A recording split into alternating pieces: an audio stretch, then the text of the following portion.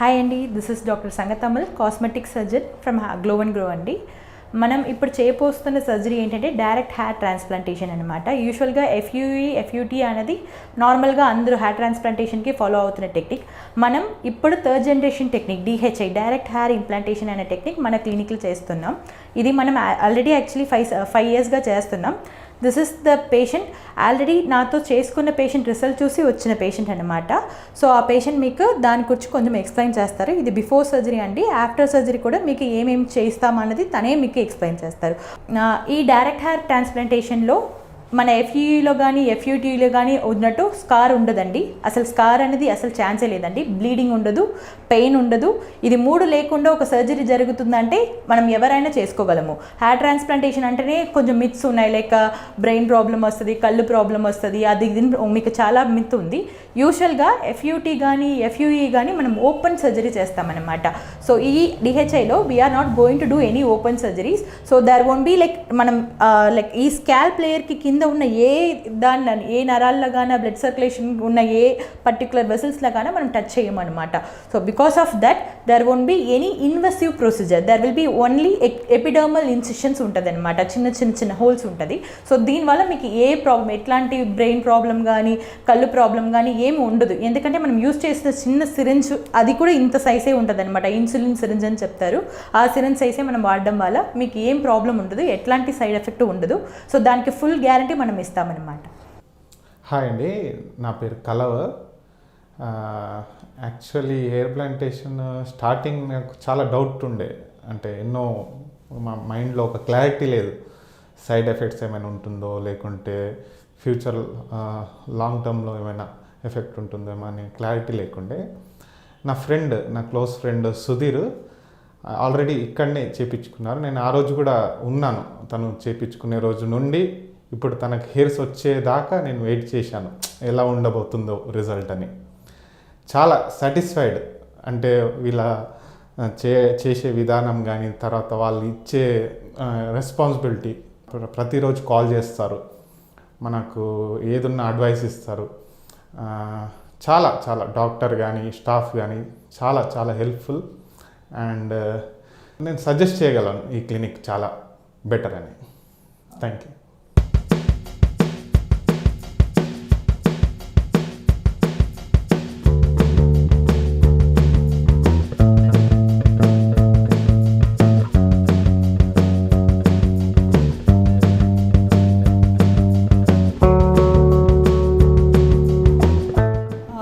Hair transplantation అన్న procedure ఏంటంటే వెనక నుంచి కానీ బియర్డ్ హెయిర్ కానీ చెస్ట్ హెయిర్ కానీ తీసి ఎక్కడ అయితే హెయిర్ లేదో అక్కడ రీప్లేస్మెంట్ చేయాలి. That is called hair transplantation. So ఈ హెయిర్ ట్రాన్స్ప్లాంటేషన్లో ఆల్రెడీ నేను చెప్పినట్టు 3 టెక్నిక్ ఉన్నాయి, ఎఫ్యూటీ అండ్ డిహెచ్ఐ. ఎఫ్యూటీ అనే టెక్నిక్లో ఏం చేస్తారంటే ఇక్కడ నుంచి జస్ట్ ఈ ఏరియాలో మనం ఏం చేస్తామంటే బ్యాక్లో జనరల్ అనస్థీషియా ఇచ్చేసి ఈ ఏరియా నుంచి మనం స్కాల్ప్న ఇట్లా కట్ చేసి స్ట్రిప్ కింద మనం కట్ చేసి దాన్ని చిన్న గ్రాఫ్ కింద చేసి ఫ్రంట్లో చేస్తామన్నమాట. సో ఇలా కట్ చేయడం వల్లనే బ్లడ్ సర్క్యులేషన్ అనేది మనకి కట్ అవుతుంది. మీరు చెప్పిన ప్రాబ్లమ్స్, మీరు అనుకున్న మిత్స్ లైక్ కైండ్ ఆఫ్ నాకు కళ్ళు తెలియకుండా పోవడం ఇవన్నీ జరుగుతుంది. బట్ ఈ డిహెచ్ఐ అన్న ప్రాసెస్లో మనం అలా కట్ చేయడం అలాంటి ఏం చేయము. ఎక్కడైతే మనం డొనార్ ఏరియా ఉందో, ఏ ఏరియా అయితే అసలు లైఫ్ లాంగ్ మనకు పడదో ఆ ఏరియా నుంచి మనం హెయిర్ తీస్తామన్నమాట. బట్ ఈ కేసులో చూసారంటే గ్రే హెయిర్ ఎక్కువ ఉంది. గ్రే హెయిర్ అంటే వైట్ హెయిర్ చాలా ఎక్కువ ఉంది. సో మనం ఈ ఎఫ్యూఈ టెక్నిక్లో కానీ ఎఫ్యూటీ టెక్నిక్లో కానీ మనం ఏం చేస్తామంటే స్ట్రిప్ చేయడం వల్ల మనకి గ్రే హెయిర్ని అవాయిడ్ చేయడానికి కుదరదు. బట్ ఈ డిహెచ్ఐ టెక్నిక్లో ఎలా అంటే గ్రే హెయిర్ని అవాయిడ్ చేసి ఓన్లీ బ్లాక్ హెయిర్ మాత్రం మనం తీయొచ్చు, ఆ ప్రాసెస్ మనం చేయొచ్చు. సో ఈ పేషెంట్ కూడా నెసెసిటీ చిన్న ఏరియా ఉంది కాబట్టి మనం ప్లాన్ చేస్తున్నది 1800 to 2000 గ్రాఫ్ వరకు ప్లాన్ చేసినాం. ఆ పర్టికులర్ గ్రాఫ్స్కి ఇక్కడ నుంచి ఈ ఏరియా వరకు తీసినా సరిపోతుంది. మనం తీయడం అంటే ఇప్పుడు అన్నీ తీయము. ఎలా తీస్తామంటే 3:1 రేషియో. ఇప్పుడు 3 జుట్టు ఉన్న చోట్లో 1 జుట్టు తీస్తా. సో మీద ఉన్న 2 జుట్టు కవర్ అవుతుంది. ఇంకా నేను తీసిన చోట్లో కూడా 20% to 30% మళ్ళీ రిటర్న్ వచ్చేస్తుంది. సో ఎక్కువ కవరేజ్ ఉంటుంది. సో పేషెంట్కి తీసినట్టు అసలు ఫ్యూచర్లో తెలియదు.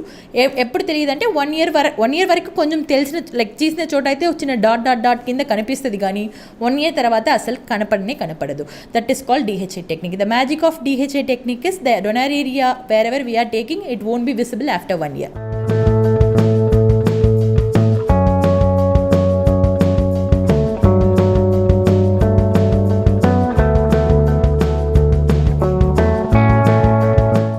పేషెంట్కి మనకి ఏంటంటే ఈ పేషెంట్కి డబుల్స్ అండ్ ట్రిపుల్స్ కొంచెం ఎక్కువ ఉన్నాయి, సింగిల్స్ కూడా ఉన్నాయి. ఒక గ్రాఫ్ట్ అనేది ఏంటంటే ఒక సింగిల్ హెయిర్ కానీ డబుల్ హెయిర్ అని కలిసి ఒకే టిష్యూలో ఉండడం. ఇది చూసారంటే ఇది డబుల్ హెయిర్ కలిసి ఒకే టిష్యూలో ఉంది, ఇది డబుల్ హెయిర్, ఇది ట్రిపుల్స్ అనమాట. సో ఇది డబుల్. ఎలా నేను డబుల్స్ చెప్తున్నా అంటే ఇప్పుడు ఇది చూడండి, ఇది 3 రూట్స్ ఉన్నాయండి, 1 2 3. ఈ రూట్స్కి బ్లడ్ సర్క్యులేషన్ ఎలా వెళ్తుందో దానికి తగినట్టే ఈ జుట్టు అనేది థిక్నెస్ అవ్వడం ఉంటుంది అనమాట. సో ఇప్పుడు PRFM ట్రీట్మెంట్ అన్ని చేసినప్పుడు ఈ పర్టికులర్ రూట్కి మనం బ్లడ్ సర్క్యులేషన్ ఇస్తాం, దానివల్ల ఈ హెయిర్ అనేది థిక్ అవుతుంది అనమాట, దీని లోపల ఉన్న సెల్స్ అనేది పెరుగుతుంది అనమాట. దీన్ని PRP ట్రీట్మెంట్ అంటాము. సో ఇప్పుడు మనం చేస్తున్న హెయిర్ ట్రాన్స్ప్లాంటేషన్ ఈ పేషెంట్లు చూసారంటే ట్రిపుల్స్ ఉన్నాయి, డబుల్స్ ఉన్నాయి, డబుల్స్ ఎక్కువ ఉన్నాయి, డబుల్స్ రేషియో ఎక్కువ ఉన్నాయి. This is called one single graft. దీన్ని 2 సపరేట్ కింద మనం చేసుకోవచ్చు. కావాలంటే మనం DHA ప్రొసీజర్లో ఏం చేస్తామంటే సింగిల్స్ అన్ని ఫ్రంట్లో పెడతాం, డబుల్స్ అన్ని లోపల పెడతాం. అలా పెట్టడం వల్ల మనకి న్యాచురల్ లుక్ అనేది వస్తుంది. FUలో ఇలాంటి చేయలేము, FUTలో కూడా ఇలాంటి చేయలేము అనమాట. సో మనకి న్యాచురల్ లుక్ కావాలంటే యూజువల్గా ఇక్కడ సింగిల్ హెయిర్, ఫ్రంట్ లైన్లో సింగిల్ హెయిర్, దాని తర్వాత డబుల్స్, దాని తర్వాత ట్రిపుల్స్ ఇలా పెట్టాల్సి వస్తుంది. సో ఈ పర్టికులర్ రూట్ ఉంది కదా, ఇప్పుడు ఇంప్లాంటేషన్ చేసినప్పుడు ఈ రూట్ పార్ట్నే మనం కిందకి పెడతామన్నమాట. సో ఇది కింద పెట్టి ఈ షాఫ్ట్ అనేది పైకి ఉంటుంది అనమాట. ఈ రూట్ అనేది ఒక 2 to 3 డేస్లో ఏమవుతుందంటే లోపల లైక్ పట్టుకుంటుంది అనమాట, స్ప్రౌట్ లాగా పట్టుకుంటుంది. ఈ నుంచి మళ్ళీ కొత్త రూట్ అనేది ప్రొడ్యూస్ అవుతుంది. సో అందుకోసమే ట్రాన్స్ప్లాంటేషన్ చేసిన వెంటనే మనకి ఏమవుతుందంటే ఒక 10 డేస్లో ఇక్కడ వరకు కట్ అయ్యి పడిపోతుంది, ఇదైతే లోపలికి ఉండిపోతుంది. దీని నుంచి ఒక కొత్త బేబీ హెయిర్ అనేది ప్రొడ్యూస్ అవుతుంది. ఈ ప్రాసెస్కి 3 months అవుతుంది. That's what we're always telling to all the transplantation patient. 3 months will be your down period అని డౌన్ టైం అని చెప్తున్నది. 3 months ఎందుకు చెప్తున్నామంటే ఈ రూట్ నుంచి కొత్త హెయిర్ రావడానికి అంత టైం పడుతుంది అనమాట. మార్నింగ్ చూసిన పేషెంట్కి ఇప్పుడు సర్జరీ అయిపోయిందండి, DHA సర్జరీ జరిగింది. DHA అని ఎలా తెలుసుకోవాలంటే ఇట్లా గ్రాఫ్ట్ చూసినప్పుడు ఏది బయటకు ఉండదు, FUE అంటే గ్రాఫ్ట్ మొత్తం బయటకు ఉంటుంది. సో పోస్ట్ ఆపరేటివ్ మెయింటెనెన్స్ DHAకి చాలా తక్కువ, మీరు ఎక్కువ దాన్ని మెయింటైన్ చేయాల్సిన అవసరం లేదు. ఇదే పేషెంట్ని మళ్ళీ ఒక 2 days తర్వాత we will be calling and we will be like cleaning the clot అనమాట. సో పేషెంట్కి ఎలా సర్జరీ అయింది అని తనతోనే అడగండి, తన ఎక్స్పీరియన్స్ మీతో షేర్ చేస్తారు.